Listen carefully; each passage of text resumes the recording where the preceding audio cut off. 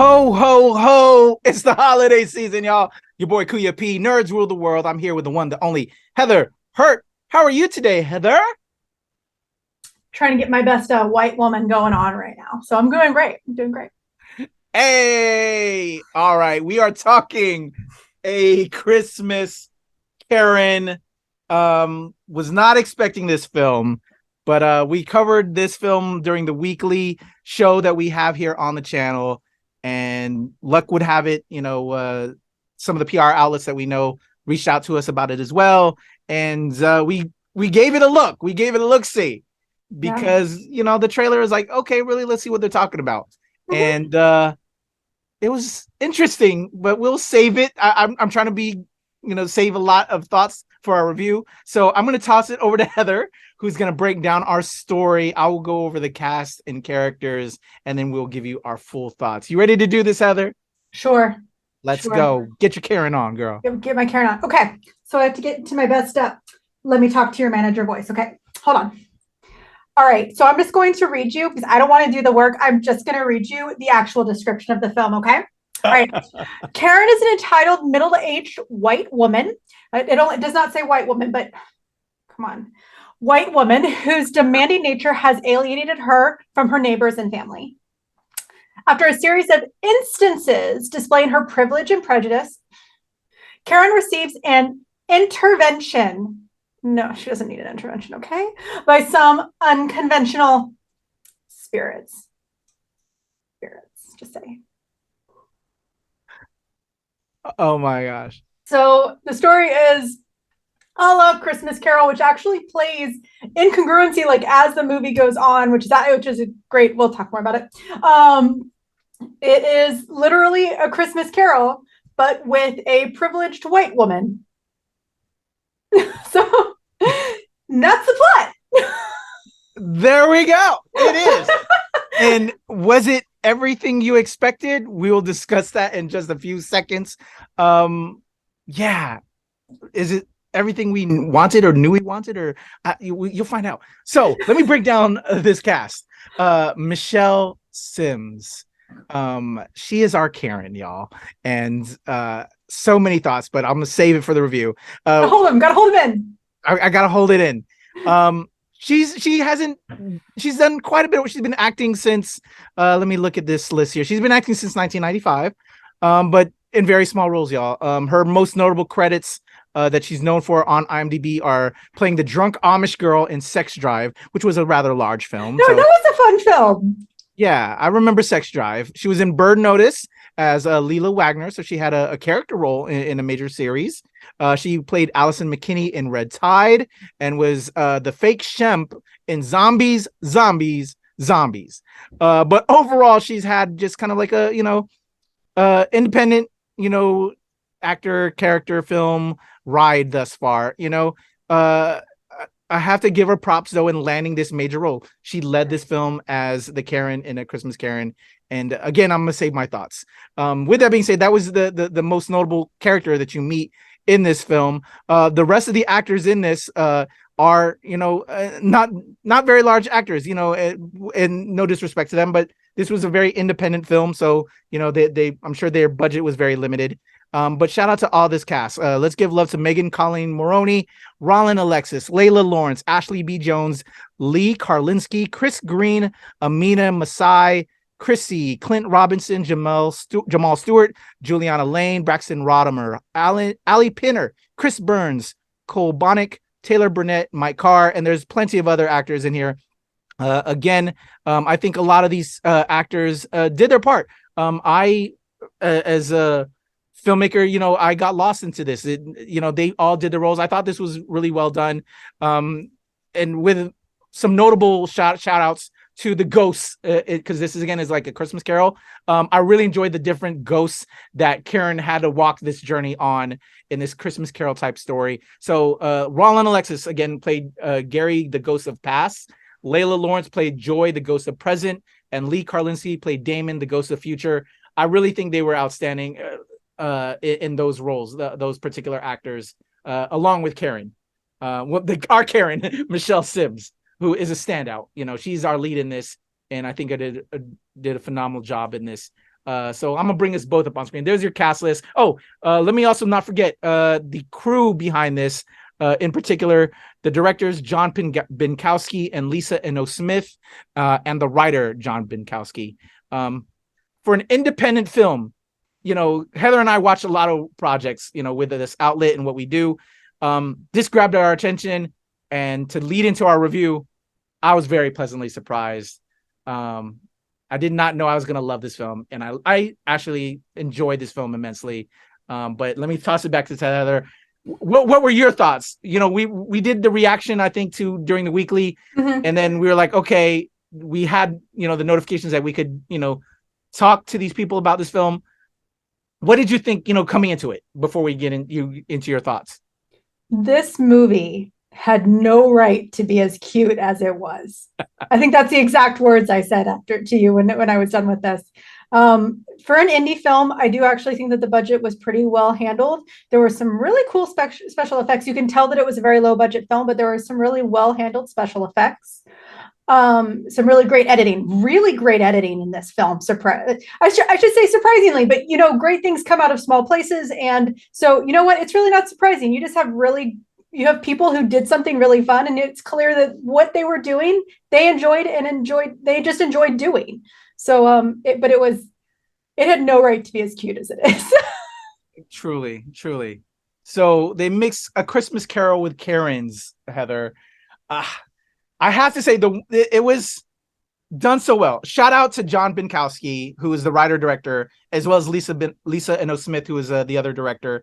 But they took everything about Karen's and wrapped this up with a bow and A Christmas Carol in this film. Mm-hmm.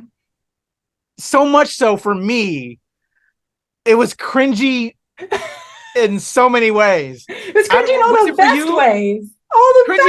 Because they captured Karen's to a T. It was triggering, Heather. I was triggered. I'm like, hold the phone, and then they flip it, and then you're like, should I laugh? Should I not laugh? I'm mad, but I don't want to be, I know what they're going for, and they did it. They did it. They did it. It did it. It's one of those where I was messaging a friend. Don't get mad at me, Renaissance. I was just messaging a friend. They didn't see it. I didn't give any spoilers. Just me and a fellow white person who like to harp on. We try to be allies. We work to be allies. So we like to harp on ourselves as white people, and of course the entire white community. So but I'm sitting here going, the people who need to see this, they ain't never gonna see it. I want to talk on that too. Oh, yeah. and we can. It's just one of those where it was cringy in the ways that it needed to be, but it's also an important message, because the only people who are going to be cringe, at least on the white person side, like if you are a person of color, you're going to cringe because you know exactly how this feels. You know exactly what the other side of this is. But from like a white person perspective, she is specifically everything that you don't want to be. So like if you're a white person and this isn't causing you to cringe, or you're cringing because you don't like how it's making you cringe, you need to check yourself. So like this was incredibly cringy, and what actually made it better, sorry spoilers, is the fact that she doesn't change entirely. She catches herself, because you can't magically become a better person. You grow, you change, you develop. And that's what I actually really loved about this movie. She didn't just turn off her Karen. She was just like, I need to take steps, and I need to catch myself taking these steps. And that's something that I really appreciated about this movie. That's why I thought the writing was so good. Mm-hmm. Like everybody was themselves, like so well done. Like this was such a great script for the cast, that played these ghosts, which I loved. I love the ghosts, especially the first ghost. Mm-hmm. And I can't remember which ghost in particular that was. Oh, it's the Ghost of Christmas. Oh, wait. Are you talking about Coochie Chains, or are you talking about Ghost of Christmas Past? Which one's Coochie? That's her old boss. Her old boss was Coochie Chains. Oh. I love that. We call her Coochie Chains. I want to say it's Gary. Gary was quote unquote the epitome, is the example of everything she hates. He was a gay person of color and an effeminate. So it's one of those where bitch, you got it, honey. You got that role. amazing. Like it was so, again, shout out to this cast and also to Michelle Sims, who played the hell out of this Karen. Did she not? And just what? But you, if you don't, I'm sure that in real life, and honey, I want to talk to you. I want you and I are going to share a glass of iced Chardonnay. Okay, we're gonna do it. We're gonna do it. But it was one of those where she really pulled together that very real and honest, but still sarcastic Karen that Urban Dictionaries warns us about, and it's great. It's great. I I love want to her. know how it was for her to dive into this role and how if she how close she is or how different it was and just what that was like Mm-hmm. playing this role. You know what I'm saying? Like insane. It was insane.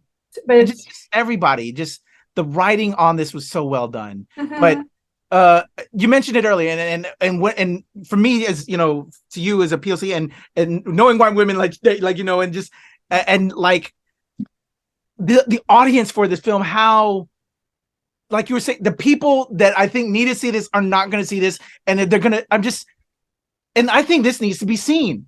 Oh, And it's sad absolutely. that it's such an indie film. Like I'm gonna shout this film out to everybody. Oh yeah, no, Like I've this is one literally of the films been. I'm recommending this holiday season, along with Violent Night, that I really enjoyed. We're seeing Violet Night this weekend. I'm so excited. But it's one of those where like this movie, I we were surprised by the trailer in general. We thought this was going to be really cute no matter what. But like when it's something that you can really internalize with as a white woman, and it really just lets you see into the eyes of someone of how you impact, because like if you're looking at a movie, just if you're looking at the story of A Christmas Carol, there are so many things that just pull you out of it. You know, it's a rich white man, you're not going to have that much money, you're not going to be in a town that's completely impoverished.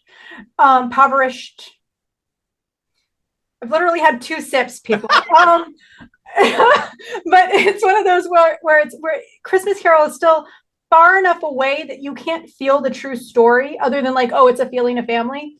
One of the great things that this movie did is it showed how the little things really impact the big picture. It's how her, you know, calling out a neighborhood light event can ruin the health and livelihood of a small child with cancer. Yes. It's one of those things where the small things really impact the bigger picture, and you never know what you do. You know, it's the butterfly effect. The small you rip off that butterfly's wings, and all of a sudden, someone on the other opposite ends of the planet dies. Like it's the smallest itty bitty things, and you can make it better by just being a solid person. It's really not that hard to be courteous to people. What it is it's a real hassle to be a jerk and an asshole. I don't know about you, Kuya, but I don't have time for that. I just don't have the patience to be an Yeah. asshole. I Yeah. Yeah. Why not? I loved how so much, you know, they spoke on Karens in this film and did it Mhm. such an amazing job. Packed so much Karen into this that amazing. Again, that's why I can't wait to talk to Michelle Sims if we can whenever we can make that happen. And again, shout out to John Binkowski and Lisa No Smith. I think they did a great job with this. But I just lost my thought. But A It's too good. Christmas It was too cute. Carol has been done in so many different ways, but with this, they made it fresh, they made it new, they made it contemporary, so much better than that other Apple TV Plus film with Will Ferrell and Ryan Reynolds called Spirited. I have to say, and Which that had a somehow made it huge to the budget. number one. There's some great music in there here and there, but this is such a better film, I have to honestly say. And I will be tuning into this as part of my holiday season of Every films year. that I watch every year Every year. now. This and Violent Night are going into my rotation This, because it was done so very well. And again, a credit to the cast and crew on this film. I did not know I needed a Christmas Karen film, but they gave it to us. And did they deliver? And did they pack so much into it? Not just talking again about Karens, but just being a better human being and how just the little things, like you said, Heather, go a long way in helping contribute to a better society. So many messaging in there that, absolutely. and everybody had their moments and just, ugh. Yeah, I did not know I needed this film, and it's I can't wait to share with everybody else. A great holiday edition this year. Absolutely. And if you have any of as a suggestion, if you have a relative that has a problem understanding that being a good person is just easy, and they are Karens or are Chads. A good way to potentially get this into their radar is to just play it in the background when you're over at their house or they're over at your house during Christmas. Strong suggest play around people who will totally see themselves in Karen. Like, strong suggestion. Yeah. I want to see. Yeah. I want to, I think a sly way to playing this on, because they're not going to, oh, what is that about? Or just like, they're not going to get it out the gate. Kind of put it on and they might find it funny. Oh, they can relate because, and then they'll finally slowly see and hope. Well, at least you hope. One would hope that, okay, maybe it's not so good to act like that and get the message. At least we hope. So, thank you, John Binkowski. Thank you, Lisa Eno Smith. Thank you, Michelle Sims. I hope this makes her a bigger star. As I was breaking down, like our list of credits, this was a star-making performance. I honestly would say so. And as a filmmaker, like I want to cast her. I could see her playing other roles. I just think she did a phenomenal job, as well as the ghosts, and just everybody was well cast. So shout out to the entire cast and crew. I did not know any of this, but now I have it and I'm thankful, and it will be in my holiday rotation every year. This needs to be a Hallmark film if they'll make it a Hallmark film, but I doubt it. Or maybe what are the other networks that play Christmas films? We need to get it on there. Everyone plays Christmas films. It's okay. They need to add this. Wouldn't you say so, Heather? This deserves that treatment. Absolutely. This movie will surprise you if you can. I think it comes out, ironically, I think it comes out today, of the day of recording, but it's one of those where it's like, if and where you can find it, you should watch it. Like, yeah, we need to put this up there, make this, prop up indie films in general. Just gonna say it, prop up indie films. It does not need to be a name brand actor. It does not need to be a name brand production studio. You will find great things in the darkest corners. So, try something new, try something fun. You will be pleasantly surprised. Definitely. Again, shout out to the cast and crew of this. Phenomenal job. Outstanding. Yeah. I had a lot of fun with this, and you as well, Heather. Absolutely. All right. How can the people reach out to you if they want to talk all things a Christmas Karen or just Karens in general? Sure. If you want to talk to me about how you as another white woman cannot be a Christmas Karen, reach out to me at Nerd is a Heather on Twitter, or at Heather is a Nerd on Hive, TikTok, and IG. I love it. Please follow the homie. And for me, it's the Legend QEP on Twitter, TikTok, IG, Hive, and of course at the NRW and at Release Wednesday, where nerds rule the world. Also at Nerds World at YouTube.com, at Nerds Rule the World, YouTube.com/New Release Wednesday. We have 2 ways to get to us, y'all. Please show us love. Please subscribe. We bring this content for y'all. Let us know what you think about a Christmas Karen. Heather, your boy QEP. Happy holidays, y'all. Until next time.